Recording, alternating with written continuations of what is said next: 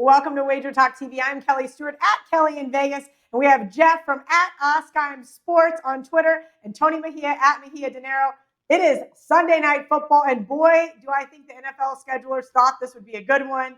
And now it doesn't look like it's going to be as pretty, but it's still a primetime game. And I'm excited to talk about it because I do think we can find some value here on the board.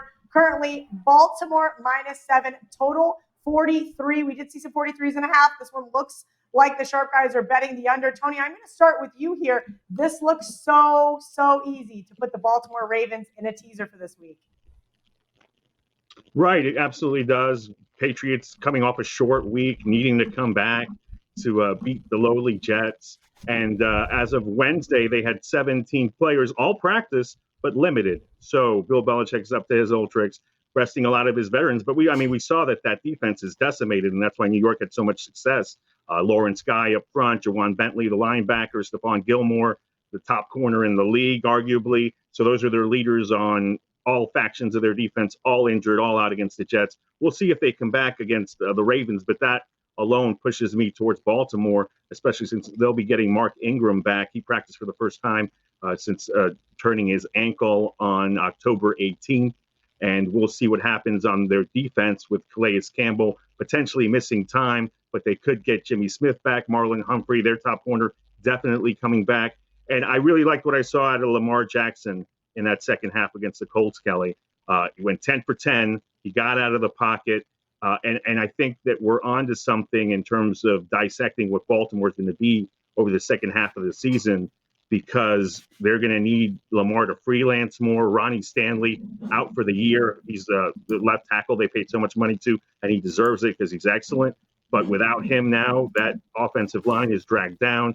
You saw that they adjusted a little bit, let Lamar get out of the pocket more, create opportunities, and I think they're going to have to not keep him as a drop back passer anymore, which will limit the opportunities that teams will have to rush him. So from that standpoint, I think Bill Belichick will try to fool him, and he'll use his natural talents to produce a victory by more than 7 points. So I'm going to ride the Baltimore Ravens. All right, Jeff, I mentioned that it looked like a little bit of sharp money had came in on the under here, ticked down to 43. I'm of the old adage of I'm just going to wait till Sunday evening to bet this one in regards to the total, because we know that the general public, given everything that happens on Sundays, they always like to chase with the Sunday night game. Your thoughts on this week's total? I agree with you, Kelly. Obviously, that the general public is going to be pounding the over and the favorite Sunday night, chasing their losses early in the day, presumably. I like the under in this spot. You look at the Ravens, they're not nearly as dominant as they were last year. They only had 56 total yards in the first half last week against Indianapolis. And it was interesting. They rallied from a halftime deficit for the first time since 2016. Tony was mentioning he liked what he saw from Lamar Jackson second half last week when he was 10 for 10. I definitely agree with that. But there's something wrong with Lamar Jackson. I know he's 25-5 as a starter for the Ravens, but he's regressed every critical category for a quarterback. He's 26th in the league in completion rate. He's 27th in passing yards and 22nd in yards per attempt. With that said, I think Baltimore is going to stick to the running game, and they should be able to dominate the trenches with the ball on the ground, because the Patriots, they rank 25th in the league in success rate against the run, and they rank 28th in adjusted line yards. So that will favor the under as well. They'll keep the clock going.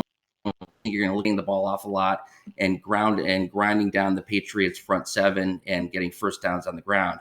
Now, if you look at the Patriots, another interesting point is, and I think Tony alluded to it, Marlon Humphrey is back. He is one of the best cornerbacks in the league. He was activated off the COVID-19 list. He allowed a passer rating of 76.5 in coverage before he came down with COVID-19.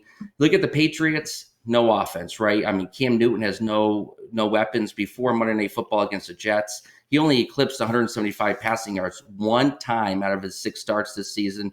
He's 3-13 his last 16 starts. He's 2-7 TD to interception ratio. And the Patriots will play into our hands for the under, Kelly, because they pass the ball at the third lowest rate in the league at 50%. And if they lead in this game, which they may early on, their pass rate drops to 37%. I really like this under in this game. I think both teams are going to try to dominate the ground game. I like the under, Kelly. All right. Thank you to Jeff and Tony for your insight on Sunday Night Football. Do not forget, WagerTalk and sportsmo.com. Head over there now. You can get your favorite handicapper through the rest of November for just $1.99.